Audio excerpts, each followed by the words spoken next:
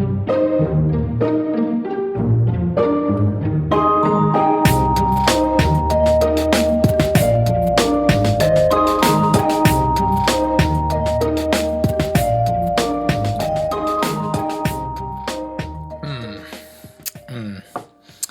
right, so I'm going to tell you up front, this is going to be kind of a weird video. It's not going to be really a lecture on Go, though we are going to talk a lot about Go.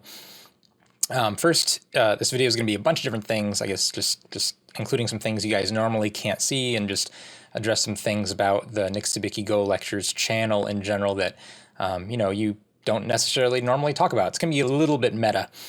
But anyway, this is a cool graph. YouTube has all these great analytics tools that I don't think you guys can access this very easily.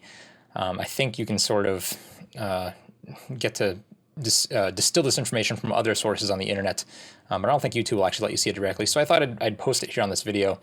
If you guys are looking at this graph, you can kind of see how the channel has grown really over the last two and a half years, which is pretty amazing. And for the most part, this has almost been entirely exclusively from Go content.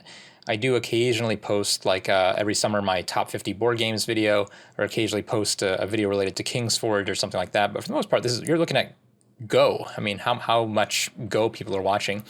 And what's really cool is that, fairly recently, really just over the past 6 months or so, we've pretty consistently, or at least not consistently, but regularly, broken 2,000 views a day of just my Go videos. That's awesome. You can see a big spike here. This is when this is right around the time when Day9, who's a popular esports commentator, he tweeted my channel and specifically my Go Sagan video. So you can see the effect that a minor YouTube celebrity, I guess he's not that minor in the world of esports, but in the grand scheme of things, he's not really a big celebrity. But even when someone with just a little bit of a following promotes Go, you can see that instantaneous spike there. So anyway, this is all really, really encouraging, and quite honestly, if I didn't see a graph like this, I would probably be making a lot fewer Go videos. I mean, the fact that people are actually watching them, people like you who are watching them and liking them and leaving comments, really does motivate me a lot to make more of them. If no one was watching, I would be not nearly as motivated to get these videos out. So thank you for that. I mean, you have nothing but yourself to thank, I suppose, but that's how it is. Another really cool chart, but this one actually tells a slightly different story, I think, is the subscribers channel. Oh, let's go back 1 second. One other cool thing I think here. The estimated minutes watched on my channel is now 12,377,000, which equates to 23 years and 194 days, which means that my channel has effectively killed or wasted the life of a 24-year-old, which, depending on how you take that, if you think games are a waste of time, you'll probably lament this. But I'm kind of proud of that. I think my real goal here is I want to kill a 100-year-old. I want to waste a 100-year-old's life at some point, cumulatively, that is, from all the people who are watching this channel. Okay, anyway, that's a little bit mean-spirited, I suppose, or can be taken by someone too literally. So as far as subscribers, right now our current net subscribers over that same time period is about 8,600. I think this is a little bit higher because I had a few subscribers maybe before this. I don't know, maybe it's pretty accurate at the time of shooting this video, at least. The subscribers actually tells a slightly different story. And the story here on this graph kind of worries me about internet Go in general. I know not everyone who plays Go on the internet is interested in subscribing to my channel or is interested in watching my videos. There are a lot of players who are still below the level that's really appropriate for my videos. There's a lot of players who are above the level that's really appropriate. But if you look at the subscriber chart here, you see pretty continuous growth that basically, I'll say, kind of peaks around late 2014, and it really hasn't continued to grow past that. We did have the one day when Day9, again, was sort of tweeting and promoting my channel. You can see that giant spike here, but I think that's an anomaly that you really can't factor into the data set. And so we have this sort of stagnation in terms of subscriber growth.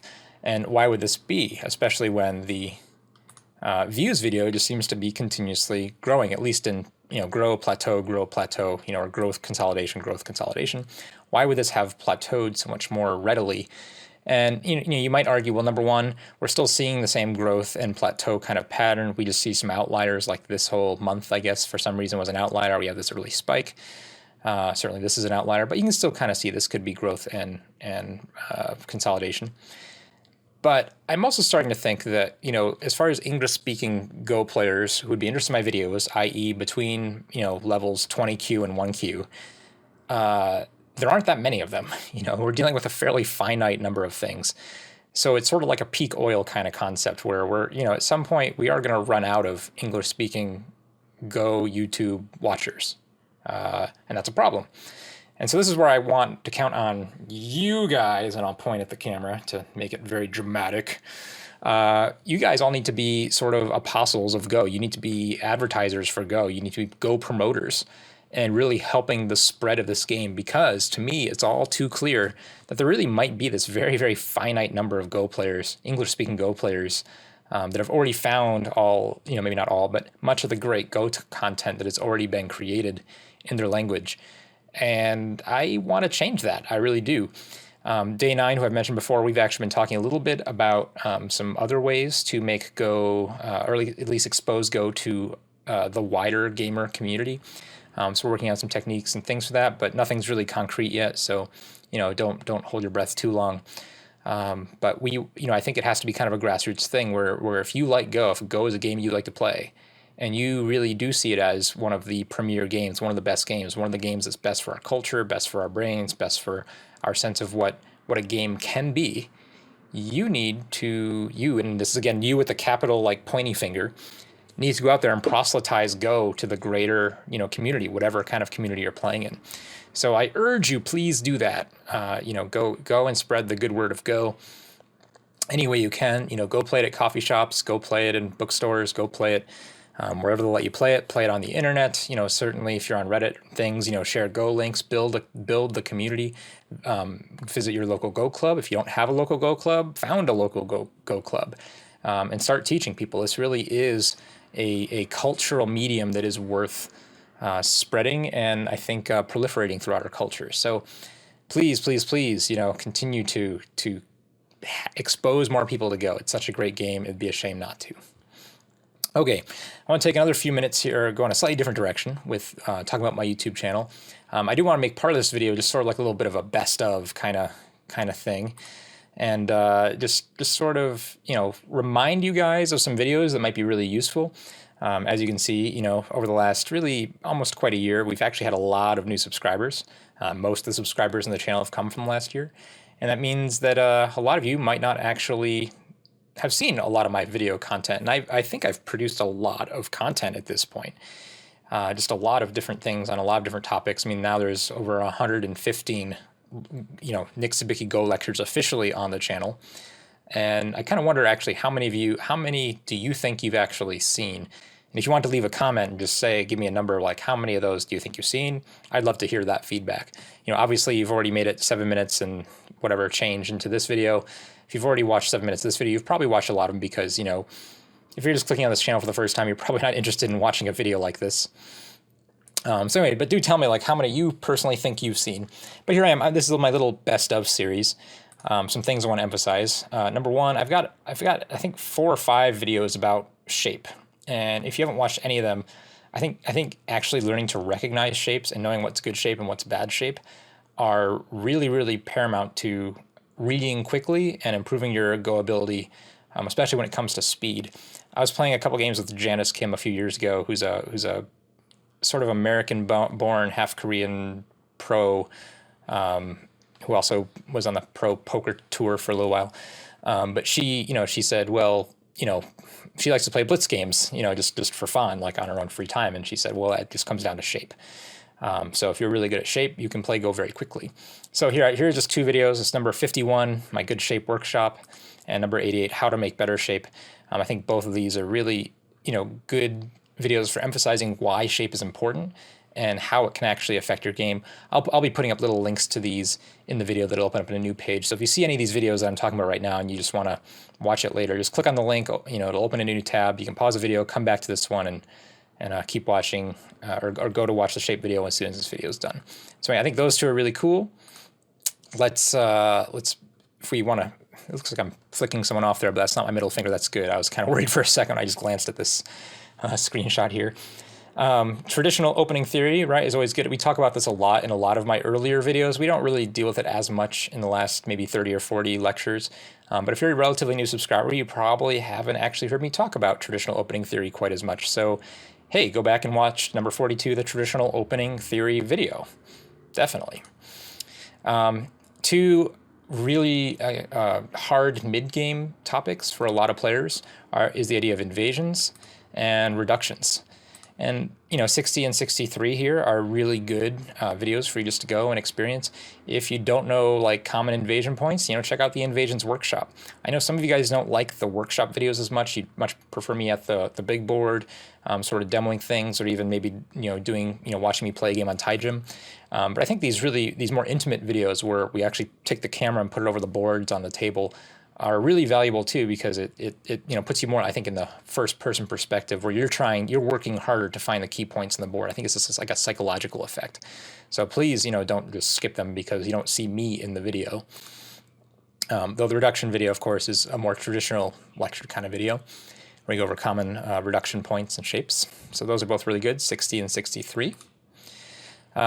This is actually now basically it's number 89, the Go Sagan lecture, is sort of a little bit special to me, and I just want to put it on here again because Go Sagan again was one of my most inspirational Go players. One of my favorite Go players, and whose games I just really loved. And so when he passed away late last year, it was really kind of sad, and I really wanted to commemorate him. So do go and, if you haven't seen, this video, please go back and watch it, where I take you through one of his most famous games. And man, it's a really cool game too. I mean, there's with all sorts of historical implications, especially in the Japanese community. So if you really want to see, what Go can be, or try to gain insight into what strong players are Go thinking, I really recommend a video like this, number 89, the Go Sagan lecture. And again, it already has 10,000 views, I guess. So many of you who are watching this one have probably already seen it. So go watch it again, I guess. That sounds good, right?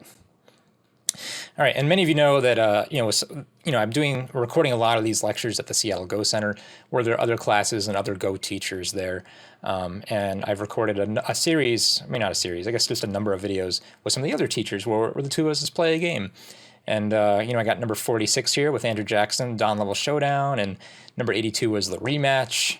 And then very recently we did number 115, where it was the rematch of the rematch, but I titled it Andrew Jackson Sucks at Go, which I still like that title a lot. I think that's very fitting.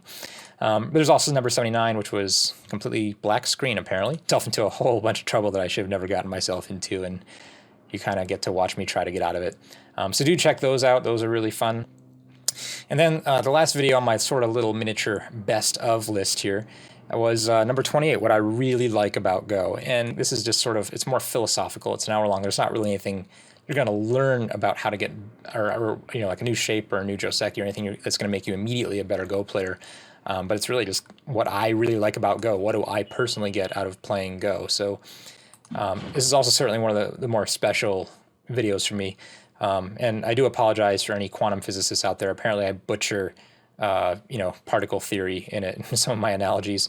But hey, that's not my day job. I mean, I was using it more for the poeticness of it rather than the scientific accuracy. So anyway, lecture number 28, what I really like about Go, if you haven't seen that one, I really do hope you go watch that one.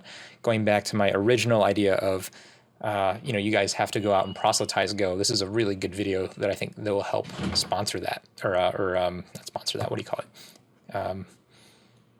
Not infatuate, inspire. That's the word I'm looking for. Inspire that sort of reaction. And then lastly, of course, if you have followed this channel and you really, really appreciate, this is my own little self plug here. Really appreciate these Go videos. I mean, please go to the Patreon and consider making a pledge here. I did just sort of update the goals a little bit. I think the next big move for the channel is, rather than just me just releasing videos whenever I have extra free time to get them produced, and that means they kind of get released a little bit sporadically, is to actually adhere to a real release schedule. And I think that's a really key thing that would be good for building the audience of this channel. If you can go log on at a certain day and time, I think that would help actually spread Go and make people more interested in even watching the videos. So I've got 2 goals with that. Again, like I said, I'm sort of working on some other ways, particularly with Sean Plott of Day 9, to actually help Go reach a larger audience, and maybe we'll, when we sort of talk about what that is, maybe there'll be some more goals up here.